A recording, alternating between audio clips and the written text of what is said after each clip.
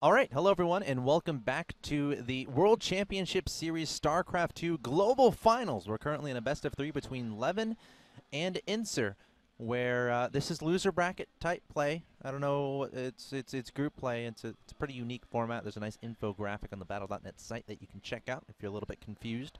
But basically, the winner of this match stays alive in this tournament, and the loser of this match will be out of the global final. Exactly. It's similar to what GSL does in their groups. Make sure you can't get tiebreakers. Also make sure the groups run smoothly. Double elimination. Both these players lost their first matches. Of course, Levin losing to Lucifron, Insur losing to Lowly. Now Levin's already down 0-1 to Insur. He's got to win this one or he's out of the tournament. You're absolutely right. Insur is your red Protoss player in the bottom left-hand location from Team Infinity 7. One win away from advancing to the next round of the lower bracket. His opponent in the top right, it's the blue Protoss player, Levin. Definitely doable to come back. A little bit of interesting decisions in the previous game. I mean, I kind of like the idea of pumping up the Colossus production on Ohana, because I feel like it is an open map, and if you dictate the engagements, of course, more Colossi is better than fewer, especially when there's more open space, so you can get them spread out. You can spread out your Colossi and get a lot of damage done. That's a pretty good standard rule for for PvP. More Colossi is better than less, but you know what? Insur applied the rule that more stuff is better than less, having, was that 5 Immortals and like 4 Archons against Levin having, I think it was 2 Immortals and just a Did Levin have Archon. any? Oh, yeah, 1 Archon? He had 1 or 2 Archons there, but not very many, and of course only a few Zealots as well. Vastly outnumbered by Insur. And Insur had a lot more Immortals, too. He did. He had something like 5 or 6 versus just 2. So Insur just had a lot more units in general there, which was more than enough to balance out the fact that he might have been 1 or 2 Colossi down. Looks like both players again opening on Cloud Kingdom. Insur doing the same thing, just checking for proxies and then heading back home, whereas Levin is just scouting all the way to his opponent's base. This is something a lot of people talk about in PvP. Is it worth probe scouting or not? Should you just check for the proxies? Your build order is going to be pretty much set for the first 5 minutes, regardless of what your opponent's doing. Yeah. As long as they're not proxying you or cannon rushing you. And of course, the other thing to think about is that you can't really get much information off of Probe Scout in PvP.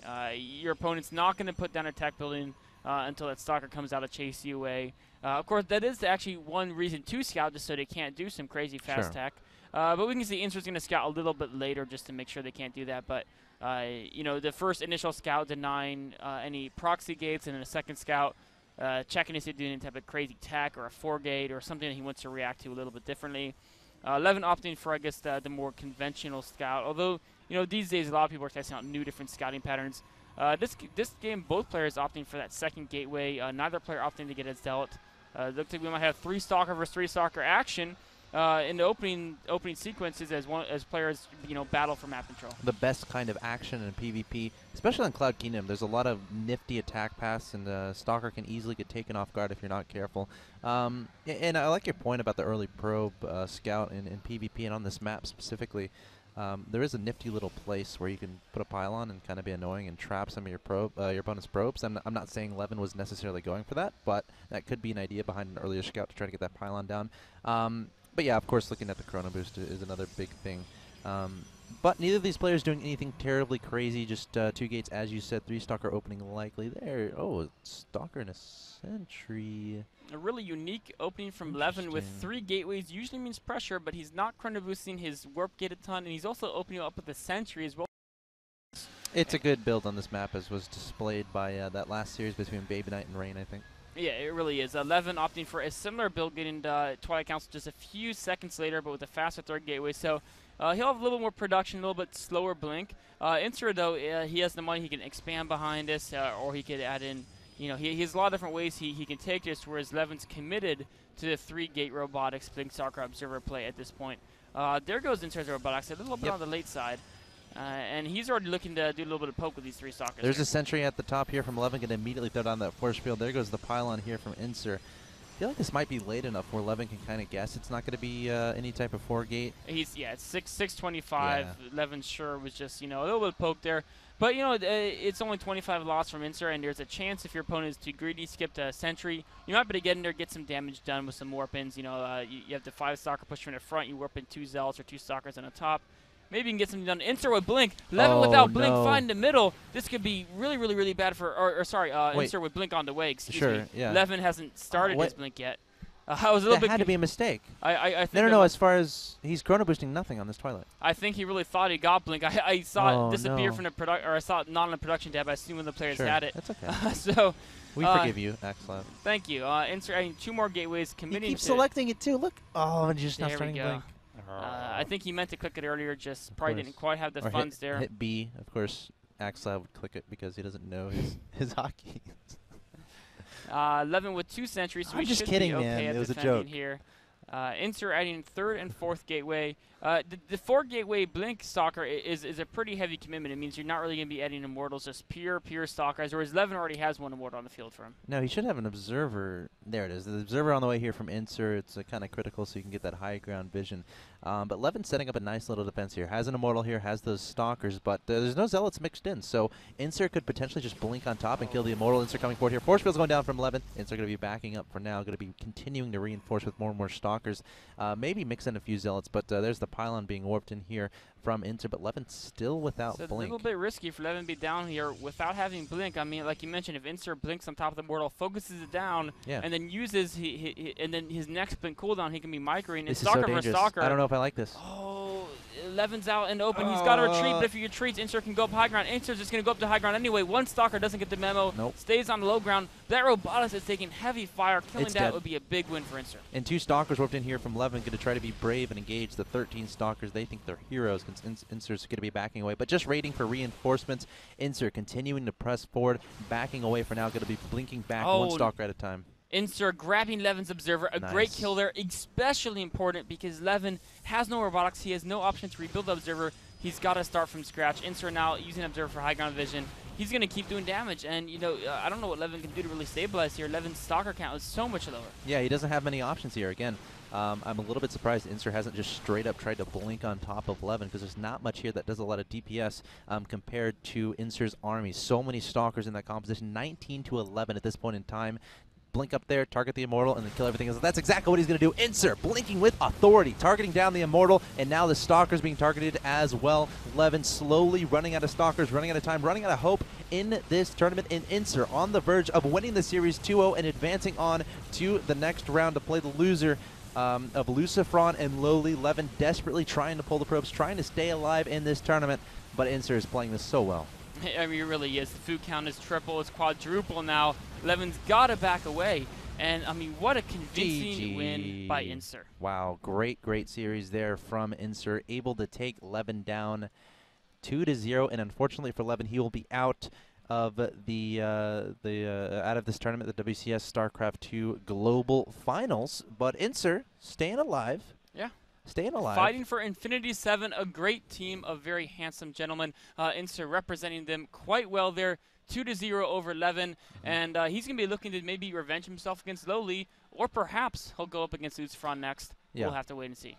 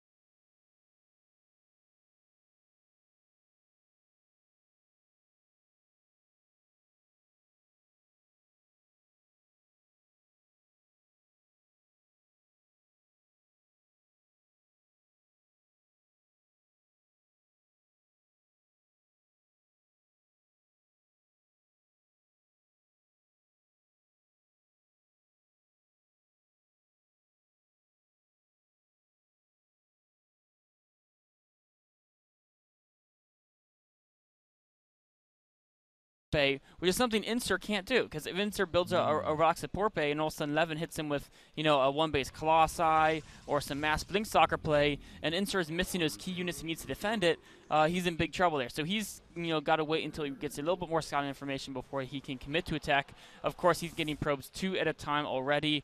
There's that War President speed you were talking about earlier coming out of that robotic support bay for Levin. Yeah, a really cool build, really fun to watch as well. The players with the best multitasking abilities can really make some fun stuff happen, including the crazy drop micro with the mortals, but initially just dropping in the main base, taking out pylons, taking out probes, swinging over to the natural expansion, keeping your opponent at home. Of course, I feel like there is a risk here if you decide to pick up your mortals and make your way across the map with that warp prism.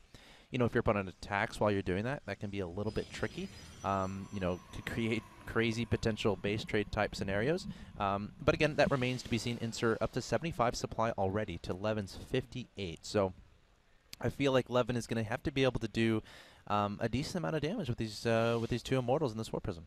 He's definitely gonna try to put some of that. Of course, a lot of that supply difference is balanced by a tech advantage that Levin has. He spent a lot of money in that support bay and into War Prism Speed, and he's already starting Colossi. So it's definitely fine to be behind in food as long as you have those Colossi. Sure. Insur, like you mentioned, does know the War Prism's on the way. So how is he gonna allocate his defenses? It looks like he's got the anti-drop control group. If he plays it right, he could kill it for free. It has speed, so. It's faster. Challenge accepted, says Insur. Insur's definitely going to try for that. Of course, if Levin is on top of his mini-map and his vision, there's no way he should lose that War Prism. He should just be able to fly it away without a problem there. But the fact that Insur's able to deflect without taking damage is nice. Of course, it still keeps Insur at home, so I'd love to see Levin actually pull somewhat of a greedy move. Taking a 3rd base now would be great. Or actually, adding in that 2nd robotics is another way to do it. Invest a lot in tech. I would expect to see 0 warpins for Levin over the next 4 minutes. So is Levin kind of hoping Insur takes the 3rd base and then might try to construct a timing behind this double Robo Colossi production? No, I don't think there's no necessary timing coming out anytime super soon. The fact, if Insur does take a 3rd, he might decide to go down that route, but it's certainly not what he's hoping. If he was so just getting the double Robo just to stay standard, safe with the 3rd Nexus. Well, I'm just saying because Insur hasn't necessarily done the same thing. It doesn't. There's really a choice. Do you want to have a heavier Colossi competition, or do you want to have a little bit of economic advantage? Both sides have their merits, and both players opting for upgrades. I expect Insur to add in as soon as Insur can identify that Levin is not going to throw a really fast time at him. He might add in a 2nd robotics, but the fact that he got that 3rd Nexus sometimes makes a player more afraid to invest in robotics and wanting to add in a ton of gateways. Levin looks like he is going for that timing you were speaking of, adding a ton of gateways, and he's still looking to do damage to that War Prism with speed. Yeah, and this is going to be a little bit tricky. It's going to be a little bit challenging for Insur. Of course, what Levin should be able to do with this is probably push with a few Colossi actually trying to do some fancy drop micro, baiting some force fields. That's not a huge deal. But yeah, the purpose of adding these 4 gateways is so you can maximize your push, because you don't really have to wait for the Colossi. You can just warp in nothing but gateway units once your Colossi get across the field. But again, Insur does have that observer still over his opponent's main composition, was able to see the double Robo production. So he should have a good idea this is going on. At the same time, though, Levin taking that 3rd base. So it remains to be seen whether or not Levin is going to try to push across the map and get some damage done. He very well might. A ton of gateways he has at his disposal, giving him the option of doing some mass warpins. Of course, he hasn't done a single warp in the last few minutes. That's very, very standard. As long as you have that scout on your opponent with a speed warp prism, you know they're not pushing you. There's no reason to invest in warp gate units. You can invest in Colossi and upgrades, expansions, because those are things that are going to be stronger as the game goes on, whereas those warp gate units are really, you want them right for the battle, but if you know they're not pushing out, you know there's not going to be battle right this second. There's no reason to, jump the gun and get them early. Ooh, Warp Prism just getting out there in time, making sure it doesn't die to those stalkers. Insur a little bit faster with the Twilight Council starting charge already. It's a fairly fast charge. Levin, a 2nd Forge going down. This is a little bit unusual in PvP. Most players opt to spend all their gas on Colossi, Archons, and attack upgrades. Levin saying, you know what, I don't really, I really want to get some of these armor upgrades as well. Not so common for players to get those these days. Insur, of course, doing the other thing, getting that Templar Archives, looking to invest in Archons. I think that tells me Levin really wants to play defensive. Of course, as I say that, he'll probably push out and be aggressive. But, when you get those double Forge, obviously you want to get an upgrade advantage, and it wouldn't make too much sense to push right when you add that on that 2nd Forge. Instead, you wait around, wait until you get an upgrade advantage, and then maybe try to time an attack off of a 2-2 or a 3-3 type play. But Insur, again, he's so proactive with these observers. I wonder if he's going to spot the second forge, because I think that'd be pretty. That'd be a pretty nice thing to see. It would be. It would mean he doesn't have to worry about attack anytime soon. He could, attack from Mothership at his own second forge. These Immortals starting to do some damage, killing a couple probes here. Levin's really showing that even though the Warp Prism was parried early on, it has uses throughout the entire game. I mean, Insur could get Blink Tech to counter it, but this is a stage where you don't really want to mix Stalkers. Stalkers are so bad in these late game battles. That they're great early game for mobility play and map control, but once you're at the point where it's already Colossi Wars, you really want to spend all that gas on Colossi Archons and upgrades. Stalkers just don't have the damage or the life to really stand up in these large scale engagements. Levin and Templar Archives as well, so he's going to have Archons as well, maybe a few less than Insur, but like you mentioned earlier, he does have that armor upgrade going for him. And I think he might have a Colossi lead. Why don't we check out exactly where these players are at with Colossi. Levin having one more Colossi than his opponent. In fact, Levin is actually still building Colossi. He's going to go up to 10 Colossi. That's pretty unusual. In modern PvP, most Protosses opt to stop at 8 and then go to Immortals, but Levin, I think he's already at 10 and he's making 2 more. Maybe he wants to go for 11 Colossi. Oh, that would be just the perfect number for him. Quite a clever idea here. Inserting more standard things, switching over to Immortal construction after he's got those 8 Colossi. Now, the interesting thing here is the reason why most people stop at a short number of Colossi is because you run into overkill problems as you scale them up. But if Levin can get a good enough concave where no more than 5 Colossi hit, exactly. If he just gets the perfect large scale concaves, the high Colossi count can actually work. It's not like it's a compositional mistake. This is a map where it does work. I think. Difference. There's a lot of open spaces on this map. There are, exactly. So it's very, it's just very different. Insur going for an attack here. Levin with very little meat shield for his Colossi. He's got to warp in a ton of Zealots or he'll be overrun here. He has the gateways to do it. 7 Zealots in production right now. It looks like his upgrade advantage is complete. I mean, +2 weapons just finished. Insur's still trying to make it work. Colossi coming in from the right-hand side. Insur has that supply Immortals lead. on the right, just plowing through those Colossi, and Levin with not enough meat. Oh, a nice little Immortal flank on the left side by Levin. Insur's backing away from it. He's still got plenty of Colossi. Levin with some charge rods heading in here. Where are Insur's charge rods to answer it? He's got to have a warping coming. There it is. A few charge rods for Insur going to enter the fray. His Immortal's still doing good work. Levin's Colossi count is absolutely being dismantled. 1 Colossi left. It's on the retreat. Zealots are running after it. It goes down. Levin with just Zealots left. Insur is pushing in here. And you know what? I think Levin's gotta tap out here. There's just nothing left for him. Going to try to make something happen with all these charge lots. He just warp in. Insur going to back up, getting some charge lots of his own. Has a high Templar mixed in. There's his buddy going to be made into an Archon. But yeah, Insur has that supply lead, 144 to 82. And I feel like Insur just hit that perfect timing where Levin was about to stop making Colossi and really start investing into the meat, as you said, more Immortals, more gateway units. But Insur able to hit before that happened. And up 148 to 70 supply. There's not much Levin can do from here. And there really isn't. I mean, Levin with a little bit of a defense or some charge dots, 2 more Colossi coming out. But, I mean, Insur just got way too many Colossi, even evaporating Archons. Levin GG's. Insur wins, going up 1-0 in this series. Levin, we're going to come into game 2 where he's going to be on the back foot in a must-win situation. Insur with a great game number 1. A lot of things we could potentially discuss about that game, but I think it comes down to Levin maybe investing a little bit too much in the Colossi. If you think about if he cuts 2 Colossi, those last 2 Colossus, and starts investing into either Immortals or more gateway units, would that have been... Or, I mean, how much different would that game be? It could have been a little different. Also, the second Forge. Sure. Most top Protosses don't get the armor upgrades just because they're... of very little value in PvP. I mean, the Colossi with attack is in +2, so the armor is actually worth half as much as attack. Not really worth it in most situations. All right, guys, that was game number 1 between Levin and Insur. Insur taking game number 1. He's 1 win away from advancing to the next round of his lower bracket of his group. Levin needs to win 2 in a row here, or he's going to be out of the global final of the World Championship Series for StarCraft II. Guys, don't go anywhere. Game 2 coming up.